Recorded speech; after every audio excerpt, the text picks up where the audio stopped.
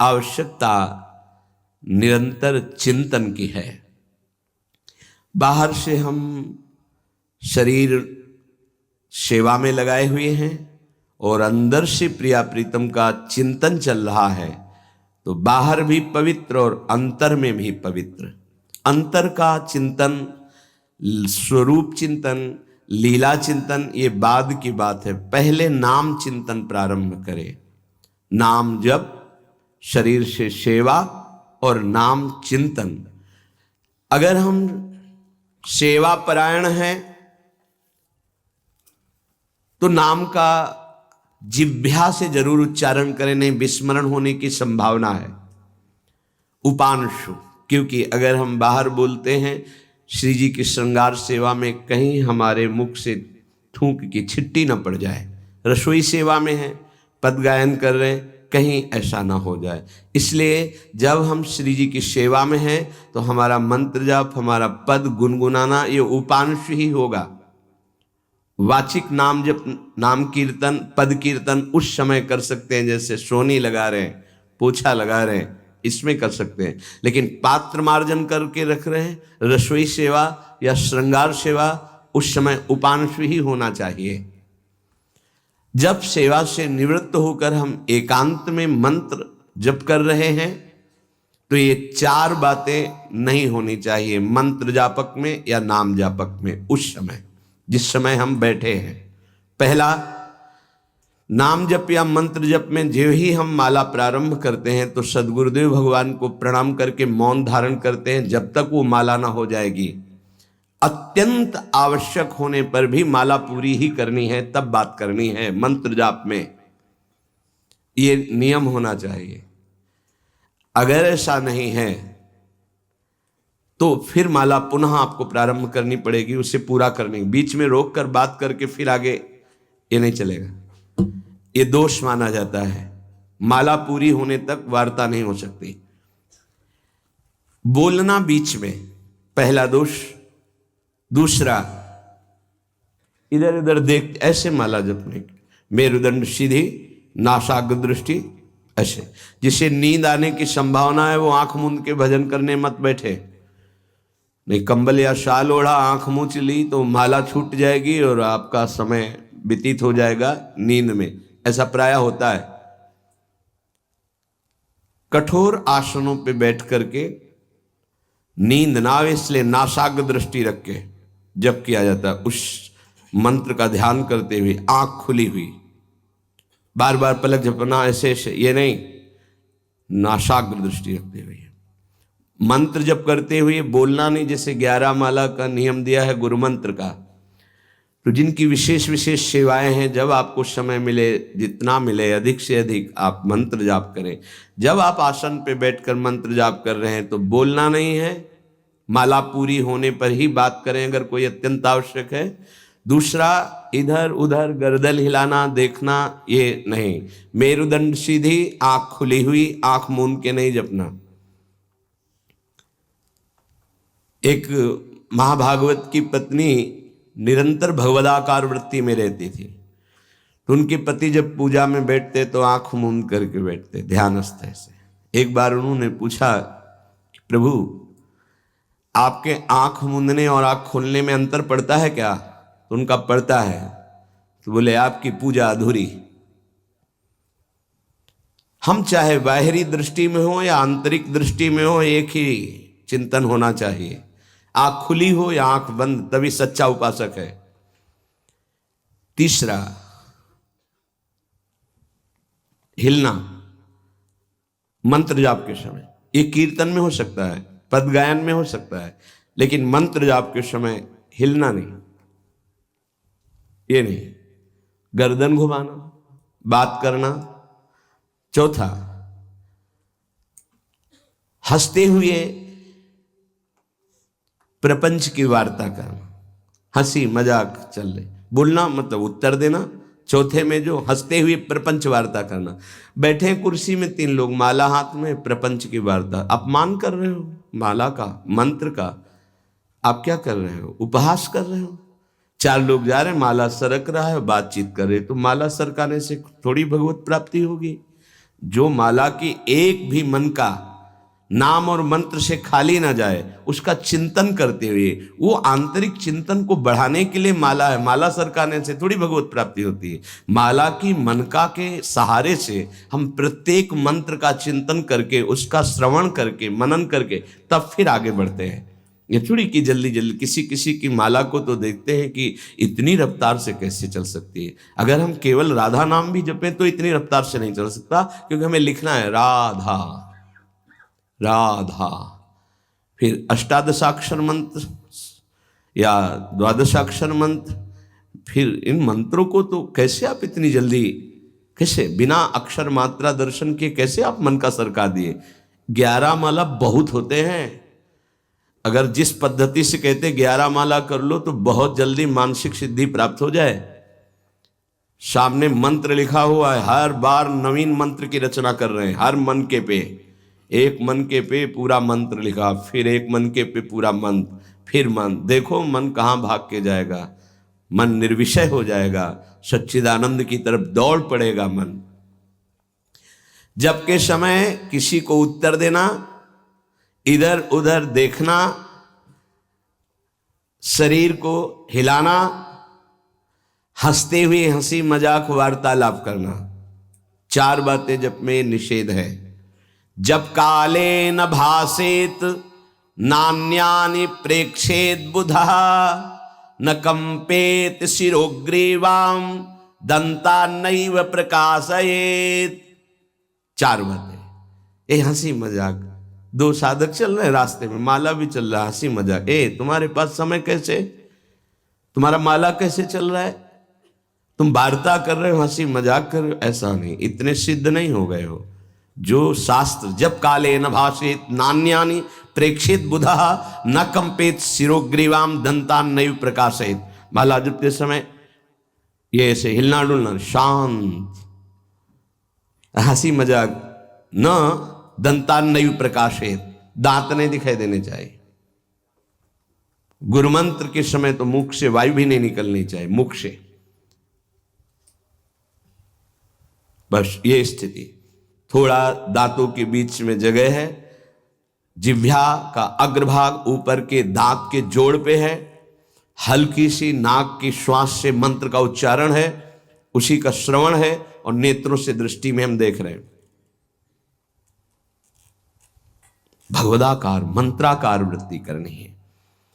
प्रभु के मंगलमय नाम उच्चारण करने से करोड़ करोड़ जन्मों के पापों का नाश होता है, ऐसा शास्त्र और ब्रह्म ऋषियों ने निश्चय किया है। भगवान का नाम उत्तम श्लोक है, पवित्र कीर्ति है। जो नाम जप करता है वो पवित्र कीर्ति वाला हो जाता है, वो उत्तम श्लोक भगवान को प्राप्त कर लेता है, भगवत स्वरूप हो जाता है। इस मार्ग में चलने वाले उपासक से, चाहे वो ज्ञान मार्ग का हो या भक्ति मार्ग का हो, कोई पाप बन जाए तो शास्त्रोक्त प्रायश्चित करने की आवश्यकता नहीं है। जैसे कृच्छ व्रत, चंद्रायण व्रत, बड़े बड़े कठोर व्रत पापों का प्रायश्चित करने के लिए हैं, वो केवल नाम जप, नाम कीर्तन अपना बढ़ावे, उसी से सारे प्रायश्चित हो जाएंगे। जप करने वाले को अन्य प्रायश्चित करने की आवश्यकता नहीं है। जब तक अनंत जन्मों के हमारे पाप हैं तब तक हमारी नाम में रुचि नहीं होती। ये बहुत ध्यान देने का विषय है कि जब नाम की इतनी महिमा है तो सब लोग नाम में क्यों नहीं लगते? बोले इसलिए नहीं लगते कि इतने पाप हैं कि नाम की तरफ रुचि ही नहीं हो सकती। जैसे कोई कहे कि चीनी चीनी चीनी कहने से तो क्या मुंह में मिठास आ जाएगी क्या? भोजन भोजन भोजन करने से क्या पेट भर जाएगा क्या? तो ऐसे ही कृष्ण कृष्ण राम राम राधा राधा करने से क्या राधा मिल जाएंगे क्या? बड़े तर्क होते हैं ना दिमाग में। वो जड़ वस्तु है, वो न पहले थी न बाद में रहेगी, बीच में भी उसकी सत्ता नहीं है। नासतो विद्यते भाव। और जो भगवान को अधीन कर ले, भगवान से भी महान, जिसकी महिमा स्वयं भगवान नहीं वर्णन कर सकते। कहाँ कहाँ लगी नाम बड़ाई, राम न सके नाम गुण गाई। वो इन भौतिक पदार्थों के नाम जैसा नहीं है, वो सच्चिदानंद है। स्वप्रधानमेव पुरुषोत्तम कीर्तनम पाप प्रध्वंसन हेतु। जो भगवान पुरुषोत्तम का नाम कीर्तन करता है, उसे अन्य साधन करे या न करे, प्रधान साधन नाम जप या नाम कीर्तन उसके सर्वस्व पाप का नाश कर देता है। किसी दूसरे प्रायश्चित के स्पर्श की भी आवश्यकता नहीं है। केवलमेव हरि कीर्तनम कृष्ण पापक्ष हेतु नान्य समुचितम नतरा मन्यांग भूतम। केवल नाम जप नाम कीर्तन संपूर्ण पाप और पाप प्रवृत्ति को विध्वंस कर देता है। अन्य किसी साधन के अंगभूत की आवश्यकता नहीं है। हो रहा है अच्छा, नहीं हो रहा तो चिंता की बात नहीं है। संपूर्ण पाप और पाप प्रवृत्ति का नाश करने के लिए केवलमेव हरि कीर्तनम, केवल भगवन नाम कीर्तन, भगवन नाम जप। नरक हेतु संस्कारः प्रायश्चित्त निर्वर्ते न सजाति योत्पादकः भक्त्या पुनरुभव विधोपीति भक्तेरे वात्यंतिक शुद्ध हेतुत्वम न कर्मणाम। जैसे निश्चित हो चुका है आपके पाप कर्म से बन चुके कि नरक जाना है, निश्चित हो चुका है, अब उसको मिटा सकता है तो केवल नाम जप मिटा सकता है, दूसरा कोई साधन नहीं है। न कर्मणाम, कोई ऐसा कर्म नहीं कि अब तुमको रोक सके नरक जाने से। ऐसे आचरण बन गए तो बोले नरक का हेतुभूत जो कर्म हुआ, जो पाप जमा हुए, उसमें भस्म करने के लिए और भी प्रायश्चित हो सकते हैं, लेकिन उसकी जो वासना है, जो संस्कार है, जो पाप प्रवृत्ति है, वो किसी में नष्ट करने की सामर्थ्य नहीं, किसी कर्म में, वो केवल नाम जप में है। नाम बड़े बड़े पापों को विध्वंस करके पाप के वासना संस्कार प्रवृत्ति का नाश कर देता है। संस्कार निवृत्त हो जाना बहुत कठिन बात है, पाप निवृत्त होने के तो बहुत साधन बताए गए हैं। अतः एकमात्र नाम जप नाम कीर्तन पाप प्रवृत्ति पाप संस्कार संस्कारों की निवृत्ति कर देता है। अत्यंत शुद्धि साधन मावृत्ति गुणकम कृष्ण कीर्तनम अत्यंत शुद्धिश्च सह वासनाभि पापानां परिचयः भविष्यद्भिः पापैरनुपश्लेषः फलमावृतिः प्रारब्ध परिक्षये च युक्तमेवावृत्तोपेक्षणम्।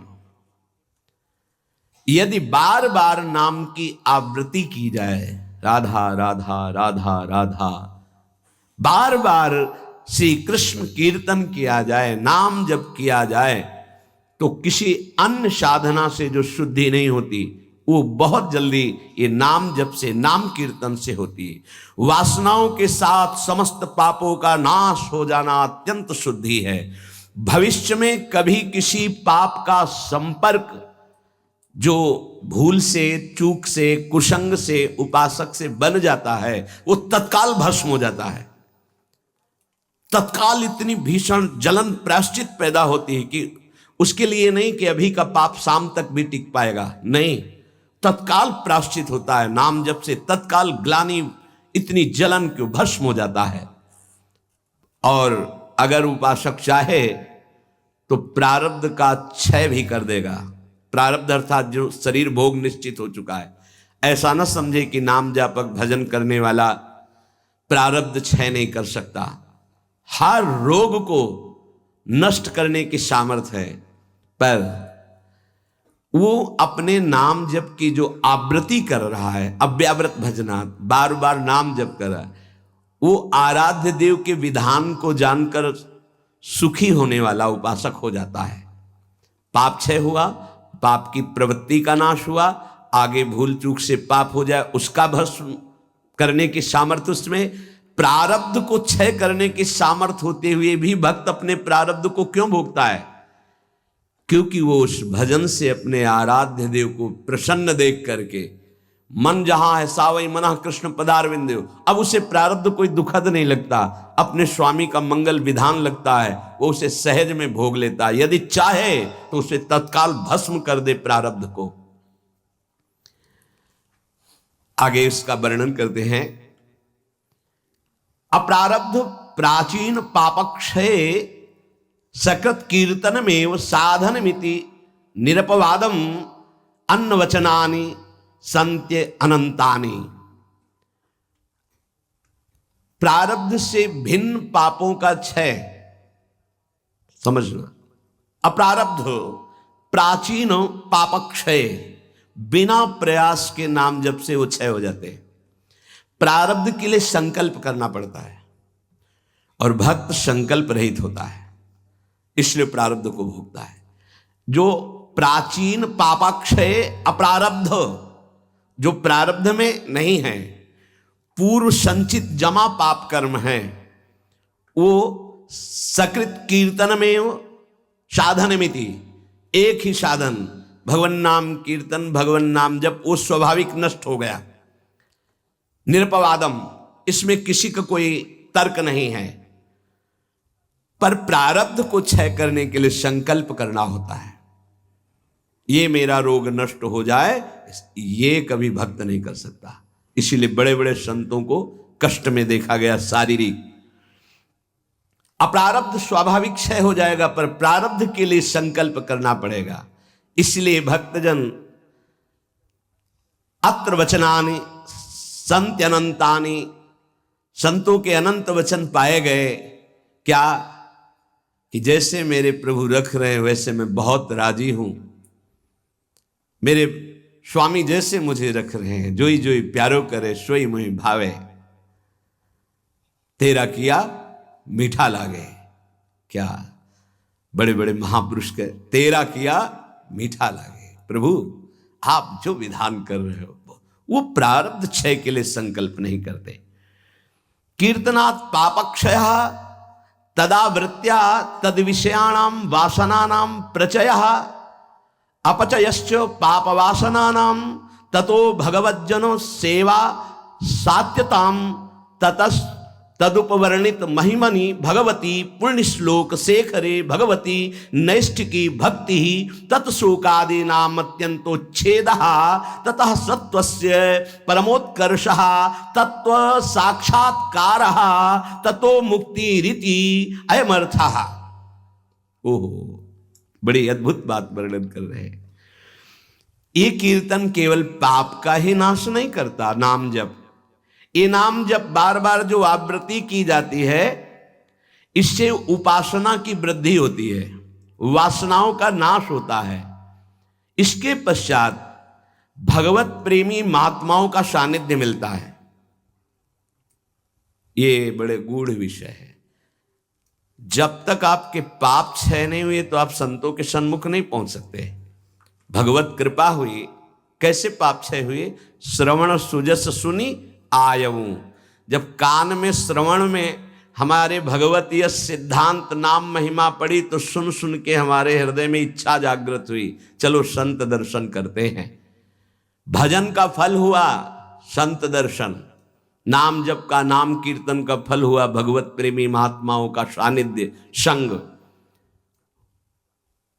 ततो भगवज्जन सेवा सात्यतम, फिर उसके हृदय में उन महापुरुषों की सेवा करने का मन होता है। क्या करूं जिससे ये प्रसन्न हो जाए? फिर उन महापुरुषों के द्वारा ततस् तदुपवर्णित महिमनि भगवती पुण्य श्लोक शेखरे भगवती नैष्ठिकी भक्ति, कैसे प्रभु में निष्ठा जागृत होती वो उपदेश करते हैं। किनको? निज जनों को। निज जन कौन? जो नाम जप नाम कीर्तन के द्वारा जिनका पाप क्षय हुआ, पाप वासनाएं नष्ट हुई, एक उपासना जागृत हुई कि हमें संतों का सानिध्य मिले, भगवत कृपा से संत सानिध्य मिला, उनके हृदय में एक नई इच्छा जागृत हुई, इनकी सेवा मिले, इनको कैसे प्रसन्न करूं। जब उनकी आज्ञा और सेवा में तत्पर हुए तब उन्होंने अपने हृदय की उपासना दे दी। उससे क्या हुआ? बोले भगवती नैष्ठिकी भक्ति, निष्ठा पूर्वक भगवान की भक्ति का जागरण हुआ। ततः शोकादीनाम अत्यंत उच्छेद, समस्त चिंता भय शोक दुख का जड़ से नाश हो गया। जब संत गुरुजनों के द्वारा दी हुई उपासना से भगवान की भक्ति हुई तो शुद्ध नैष्ठिक भक्ति का जागरण हुआ, तो शोक चिंता भय दुख क्लेश अशांति मृत्यु इनका सब भय जड़ मूल से उच्छेद हो गया। आदि नाम तथा शोकादि नाम अत्यंत उच्छेद, अत्यंत, अब दोबारा कभी ये नहीं जग सकते। तथा सत्व से परमोत्कर्ष, अब उसके हृदय में प्रेम का उत्कर्ष हुआ। अगर वो चाहता है कि तत्व साक्षात्कार, तो परमोत्कर्ष तत्व साक्षात्कार तत्व मुक्ति, उसको तत्व बोध हो जाएगा और मोक्ष हो जाएगा। अगर वो ये नहीं चाहता है तो प्रेम प्राप्त हो जाएगा, भगवत लीला धाम में प्रवेश। दोनों तत्व बोध हो जाना या भगवत प्रेम, दोनों नाम जापक नाम कीर्तन करने वाले को प्राप्त हो जाता है। तो सर्वेशाम अपि भगवन नामम प्रत्येक मेहतादृशम सामर्थ्यम न चा नरक सृष्टे लानर्थक्यम दग्धेपि कश्चितम प्राचीने पापमनि। तब तो फिर नरक तो कोई जाएगा ही नहीं, तो नरक की सृष्टि करना व्यर्थ हो जाएगा। यदि नाम जब नाम कीर्तन सब करेंगे तो सबके पाप नष्ट हो जाएंगे, सब तत्वबोध सब भगवत प्रेम प्राप्त कर लेंगे। तो नरक सृष्टि रानर्थक्यम, बेकार की नरक की सृष्टि हुई। दग्धेपि कर्तचित प्राचीने पापमनि, क्योंकि पूर्व पापी नरक में दग्ध करते हैं, जलाते हैं, कष्ट भोगवाते हैं, और वो तो नाम जब नाम कीर्तन से नष्ट हो जाता है। तो कह रहे हैं तदुत्तर काल भावी भी रंगो भी महदवा मानिश्च नरकपातस्यापि संभवात्। बड़ा सूक्ष्म विषय वर्णन करते हैं। ना चावृत्ति गुणकमेव कीर्तनम सर्वस्यापि भविष्यतीति कश्चिदस्ति नियमः। एक तो सब नाम महिमा सुन भी नहीं पाएंगे। भारत में कितनी जनसंख्या है? 135-40 करोड़ तो है ही है। क्यों, ऐसे ही तो है 140 करोड़। क्या सब नाम महिमा सुनते हैं? क्या सब भगवान नाम कीर्तन करते हैं? नहीं। तो कह रहे हैं ये बात मत सोचो कि कोई नरक नहीं जाएगा, बहुत जाएंगे, क्योंकि नाम कीर्तन नाम जप में सब थोड़ी लगे हैं। दूसरी बात, जो नाम में लगे भी हैं वो कह रहे हैं कि संभावना है उनके नरक जाने की। कैसे? बोले यदि किसी महापुरुष का अपमान कर दिया, निंदा कर दी, वैष्णव अपराध बन गया, तो पतन होने का चांस हो जाता है। या आज्ञा शास्त्र की उल्लंघन करके कहीं ममता कर बैठे तो उसको पतन होने का चांस रहता है। बोले उदाहरण में आप बताइए कि नाम जापक कौन जो ममता करके अपनी स्थिति से भ्रष्ट हो गया? बोले अतएव भरत देवस्वापि ऋषभ देवे नानुग्रहीतस्यापि प्रतिबद्धा परोक्षानुभवत् वादांतरायै रत्यंत सूक्ष्मन् भगवद उपासना त्वाच तदुत्तर काल भाविना मृगाशक्ति रूपेण कर्मणा निकृष्ट देहारंभा मृगत्वमपि। जहां निरंतर भजन के लिए राज्य और पत्नी और पुत्र आदि का त्याग किया भगवान ऋषभ देव जी के पुत्र भरत जी, वहीं मृग की ममता में आकर के मृगाशक्ति रूपेण कर्मणा निकृष्ट देहारंभा, निकृष्ट देह मृग की प्राप्त कर लिए। अगर ममता करेंगे चूक हो जाएगी, जन्म जन्मांतर के लिए कितना जाना पड़ेगा। उनकी सावधानी ये रही कि मृग शरीर में भजन किए तो अगले बोध संपन्न जड़ भरत जी के रूप में प्रकट हुए। अगर नाम जप कर रहे हो, भजन कर रहे हो और वैष्णव निंदा कर रहे हो, संत अपमान कर रहे हो, संत द्रोह कर रहे हो, तो आपको भ्रष्ट हो जाना पड़ेगा, अपनी स्थिति से गिर जाना पड़ेगा। जय विजय योश्च वैकुंठ वासिनोरपि ब्रह्मविद मानादधा पतनम। ब्रह्मविद महापुरुष सनक सनंदन सनातन सनत कुमार का अपराध करने के कारण वैकुंठ में विराजमान जय विजय अधापतन को प्राप्त हो गए। ब्रह्मविदवमान जनितम ही दुरितम दुरत्ययम भगवदुपासनेनापि भगवद भक्तावमान जनितम च प्रपंचितम।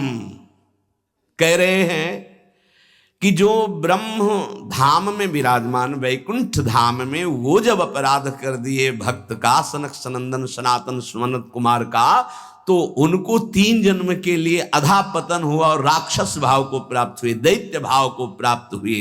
तो जो भगवद भाव मान जनितम च प्रपंचितम, जो प्रपंच दृष्टि रखकर नाम जप करते हैं, भगवद भक्तों का अपमान कर देते हैं, निंदा कर देते हैं, तो महात्माओं का अपमान करने से उनकी गति बिगड़ सकती है। इसमें 3 बात बताई।